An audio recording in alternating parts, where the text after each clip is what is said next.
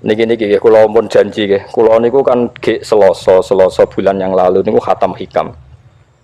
Terus kula mulang hikam teng mriki Selasa pagi niku pun sekitar 2 tahun. Wae walhasil diparingi Allah niku khatam. Terus kula kepengin napa ngatami donga nu saniki mergi cara ulama tambah kata tambah napa sae. Dadi ora usah sampean di perasaan ora melok ngaji kok melok khataman. Sing ngaji ya paham ora ya ora roh.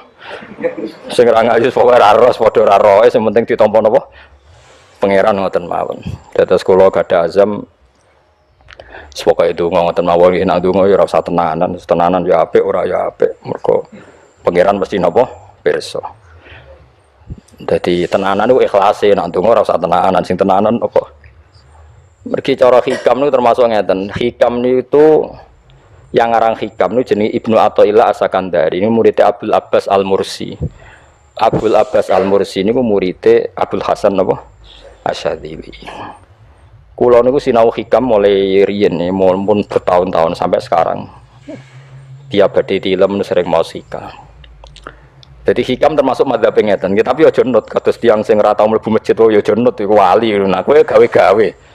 Nah kowe nglakoni ngono ben dadi wali wae ora mutu niku mboten alami. Hikam itu kalau berdoa itu sekali. Kula nu nate umroh 2009, terus haji 2013. Terus kemarin kula umroh malih tahun kemarin, baru ruwah kemarin. Niku kadang-kadang berkali-kali kalau itikaf teng multazam, tapi ora tau sida donga sampai sakniki.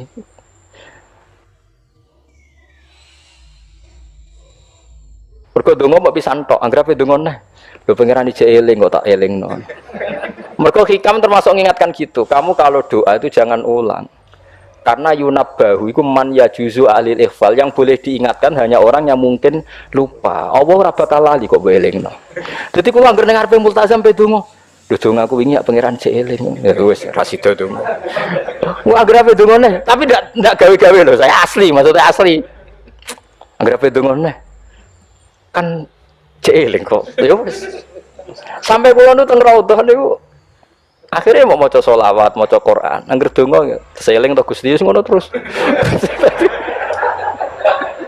Dadi yo pancen unik, wong wali ku unik. Aja gawe-gawe lho, tapi aja nut. Kula cuma pancen hikam adabe ngoten. Wa inna mayunabba wa amne den elingno sapa man wong ya juzu kang oleh ali ngatasi man apa alif falali. Sing oleh mbok elingno dat sing kemungkinan lah wong ora tau lali kok amen mbok elingno. Wingi mbok omongi, saiki mbok omong. Lho cara kowe diutang ditagih terus iso eling iso eling. Dadi hikam adabe unik. Ya tapi udah wali ya tetap napa? Wali itu keliru tetap wali. Nah, ben arah wali ku bener wae tetep ra wali wis ra bakat. Tapi aja gawe-gawe lho, syaratnya napa? Syaratnya aja napa? Gawe-gawe. Iki kula iki sering diprotes wene. Gus ora tau ora jenengan donga. Jare sapa ora donga wingi sedonga. Kok ora donga nah, celeng. Kadang kula yang ngerasa dosa tapi piye kadang tengah ati ngoten ya akhire ya ora roh. Pokoke aku anggere pengen donga ya donga, ben ora ya ora. Pas donga ya anut wali, pas ora ya anut wali. Kadang bener. Dadi pas donga ya bener, pas ora ya bener. Tapi itu memang sebagian madzhab beliau. Jadi ini nanti saya bacakan hikam dua kata mutiara terus donga, supaya donga sampean donga, supaya donga. Piye-piye kita gadah sanad madhab yang diakui termasuk Thariqah Mu'tabarah selain Naqsyabandiyah, Qadiriyah, napa Sadiliyah. Lah Sadiliyah itu nggih hikam niku meneh mergo hikam sing aran Abdul Abbas Al-Mursi murid Abil Hasan napa Asyadzili. Sehingga orang tahu madhab Sadiliyah ya lewat kitab napa hikam. Makanya kitab-kitab apa saja generasi setelah beliau itu enggak bisa lepas dari kitab napa hikam. Sampai darani hikam atau iya. Madhabe napa atau iya. Mergo atau iya iku maknane sing arangu napa Ibnu Athaillah disebut hikam atau iya. Itu beliau sebetulnya ya ada orang alim yang butuh mikir jelimet nggih mboten. Ya wong waras wonten mawon. Misalnya orang waras begini, pancen wong waras itu beda mek waras pancen. Misalnya gini. Saya ngambil uangnya Mustafa tanpa pamit boleh ndak? Ndak boleh kan. Terus beliau membuat makalah gini, kalau aja hafal. Mana aka antat da'iyya mimma lil makhlukin Allah itu mencegah kamu, melarang kamu mengklaim barang yang tidak milik kamu. Padahal sama-sama miliknya makhluk. Misalnya Mustafa punya mobil, aku milik saya boleh ndak? Boleh ndak sama jawab saya? Ndak boleh kan? Mustafa punya rumah, aku milik saya boleh ndak? Ndak boleh.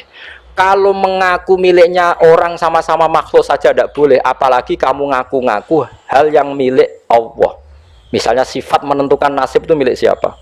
Allah. Menentukan su'ul khotimah atau husnul khotimah itu milik siapa? Kamu tidak boleh. Misalnya gedeng orang, wong ngono iku mesti su'ul khotimah. Lho sing nentukan itu milik Allah. Wong ngaku barange wong ora oleh apa meneh ngaku sing hake Allah Subhanahu wa taala. Jadi sebetulnya nak ngendikan ya normal saja. Artinya ijtihad itu kan normal, tidak perlu orang pinter banget. Tapi sing roh itu wong waras ngono maksudnya. Setelah dijelaskan kan masuk akal. Kayak tadi. Dungo kok terus koyok sing mbok omongi wingi lali, urung lali kok sebab elingno meneh. Kan masuk akal.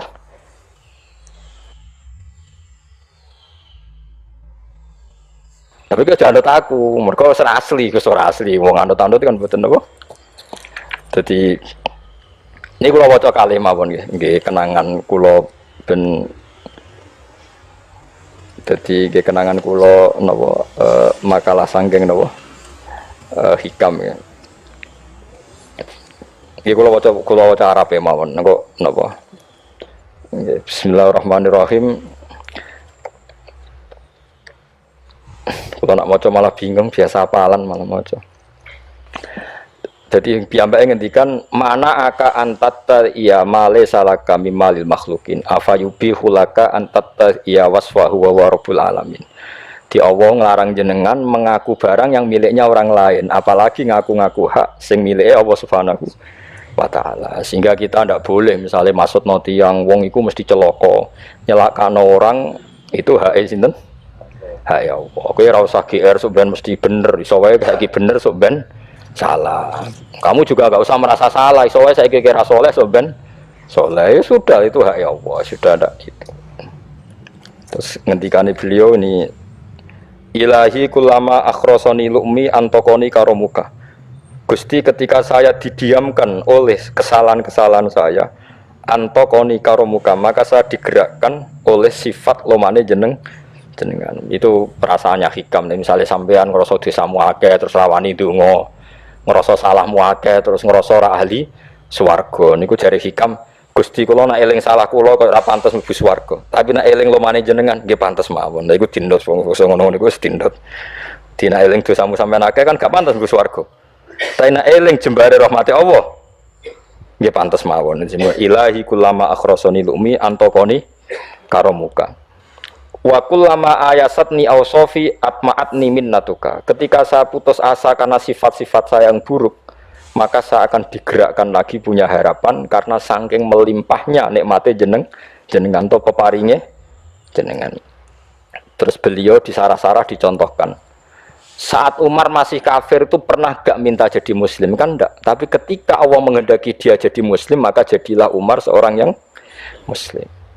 Jadi orang tanpa keinginan pun kalau Allah menghendaki baik ditarik yang menjadi baik.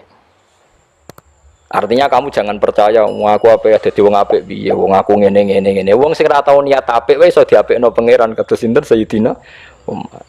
Sunan Kalijaga ketika nggarong ning gone Sunan Bonang niate ya untuk emas. Niate wae elek, tapi ketika Allah ngersakno dadi apik ada takdir yang memandu dia jadi apik, bahkan dadi wali.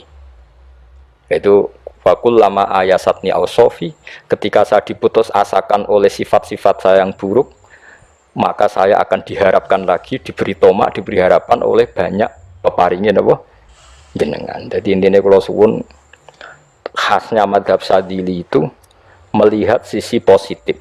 Jadi misalnya jenengan sholat misalnya, ini rumah tenan, misalnya jenengan sholat, potensi gak diterima itu tinggi. Mungkin kita ada ikhlas, mungkin kita tidak tumak ninah, mungkin kita banyak melakukan kesalahan, mungkin eling macam-macam.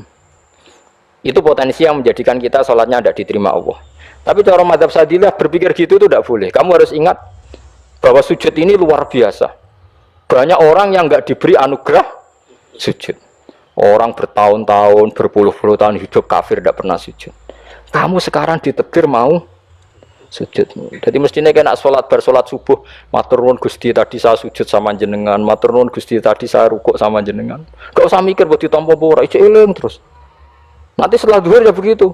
Eling terus, tadi ditakdir sujud, ditakdir rukuk, ditakdir sholat. Sehingga madzhab Syadziliyah itu sampai mengatakan begini.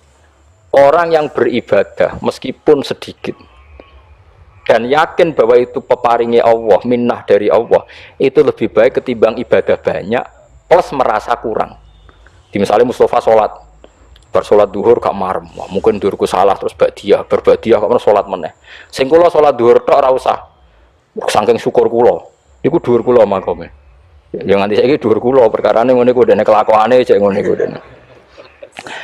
Karena ketika diberi pangeran ora marem. Kurangnya, tapi kurangnya niat elek. Kayak pangeran polisi, ngurang pangeran nampa kurang ini, kurang pangeran ora diwatak ngoten. Enggak terlalu prosedur, gerwong wis sujud, niate apik yo. Apik.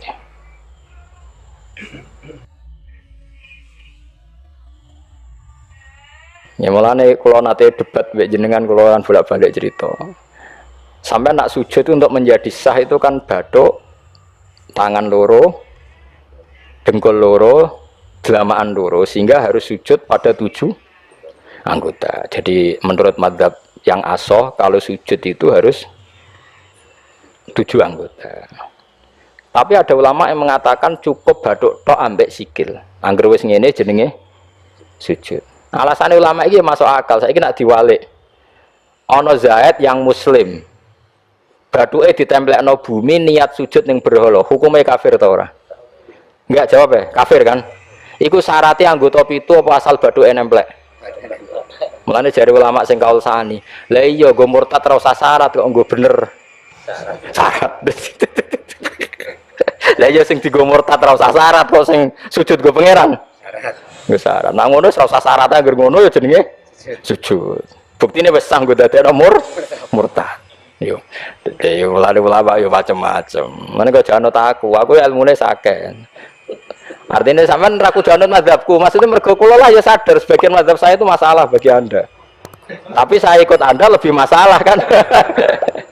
Apa kok ora roh? Maksudnya kan gak jelas. Acuannya hukum ndak jelas.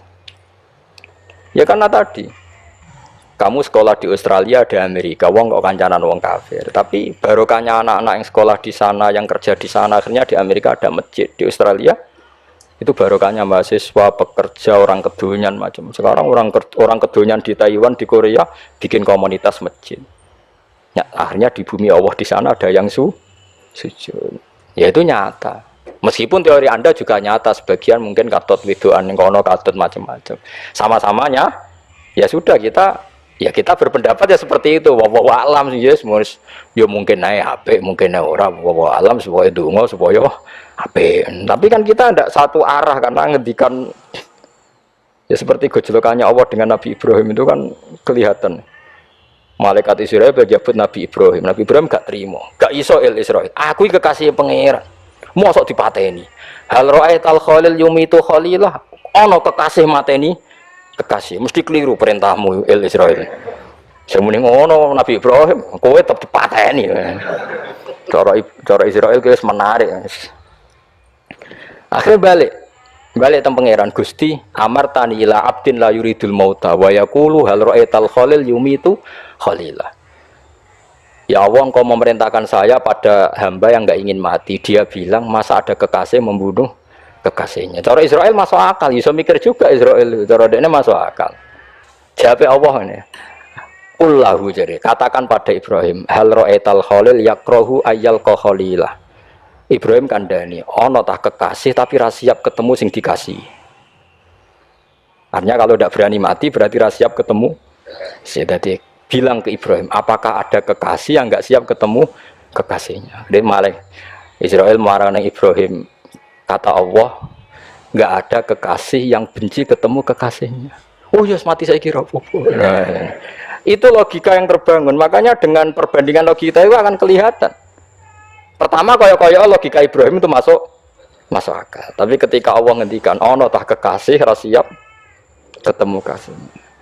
Nah, kitab Mahalli itu kitab yang menjelaskan sekian teori fikih yang tidak mansus ya, saya ulang lagi, yang nggak ada nasnya. Kemudian diulang-ulang oleh cara berpikir tadi. Nah, akhirnya jadi kitab khilafah, kitab ikhtilafat dalam Syafi'i yang paling dianut ulama seluruh dunia. Jika terus Habib Zain Samangke semua ulama itu rujukannya kitab Nuwah Mahalli. Ya karena tadi yang nggak ada nas, saya ulang lagi, yang nggak ada apa? Nas itu ada sekian pilihan kaul. Ya sama-sama masuk akal tadi. Meskipun dalam tradisi tertentu kita tidak mungkin mempraktekkan. Ke wanita kok jenazah kok guri. Nak kemen takobala wa minna minkum takobala. Ya Karim pasti dia kewo Kiai Sableng. Jenazah iki kok apa? Guri. Tapi saya sekarang mulai curiga dengan di Arab Saudi karena tetap ada sholat gaib tapi mayatnya sudah nggak di depan, nggak di depannya sudah. Kalau menangi rian tentang buku-buku mayat itu di.